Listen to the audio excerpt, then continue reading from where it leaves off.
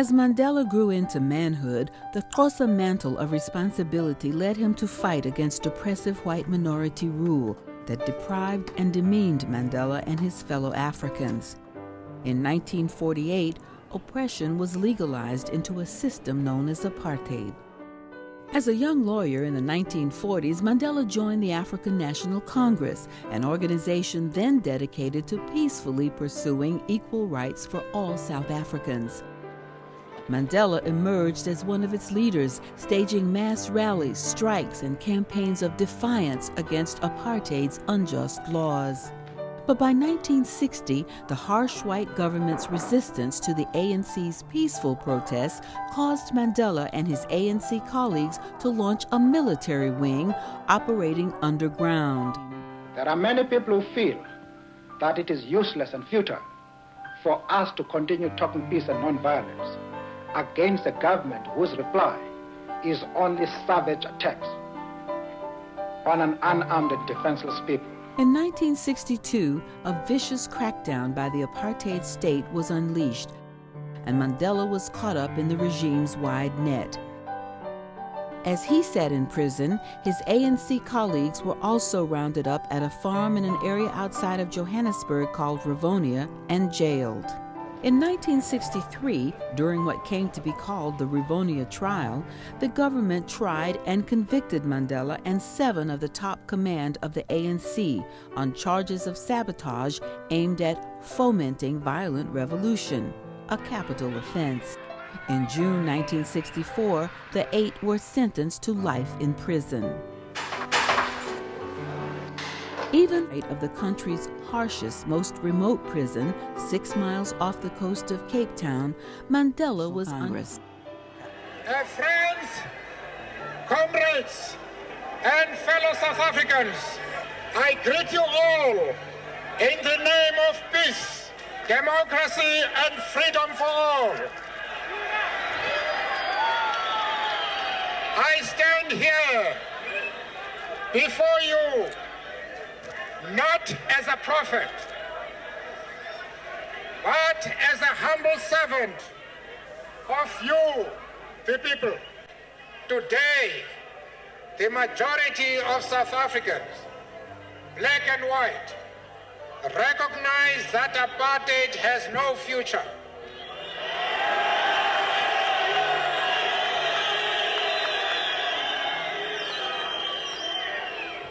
It has to be ended by our own decisive mass action in order to build peace and security.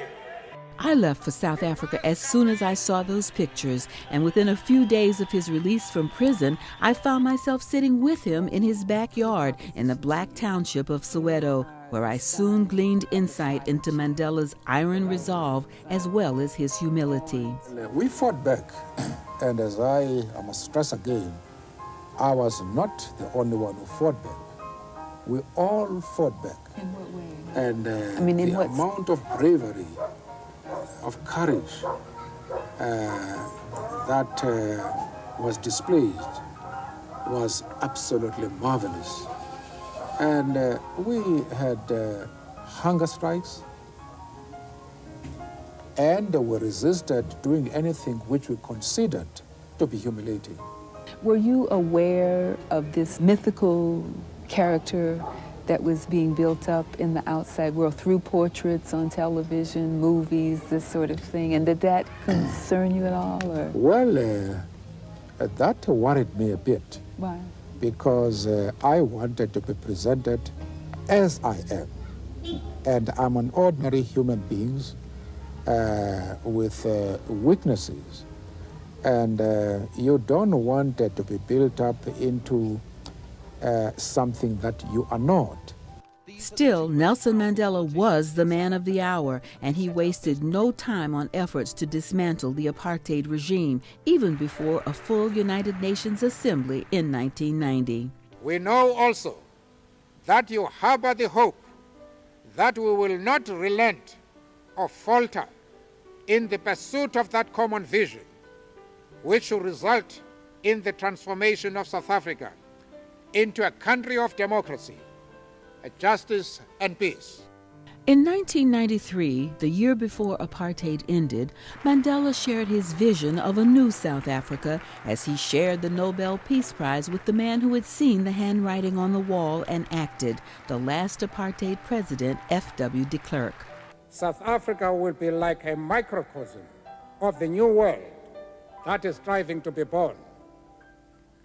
This must be a world of democracy and respect for human rights. But in South Africa, change was accompanied by the last gasp of the regime as it backed black-on-black violence. Still, Mandela's way prevails. Sufficient.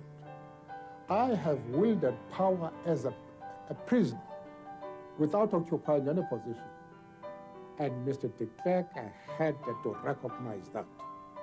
We have taken decisions and forced him to use his legal powers. The decision was taken by us. Take, for example, how he dismissed 2 ministers. We gave him an ultimatum that he must appoint a judicial commission to investigate the question of violence. He must dismiss a certain 2 ministers. And he came out and he said he would never do that. We embarked on mass action. He was forced to do exactly what he said he would never do. So we have wielded power even before we assumed government of the country. What do you think? And that is how the situation should be examined.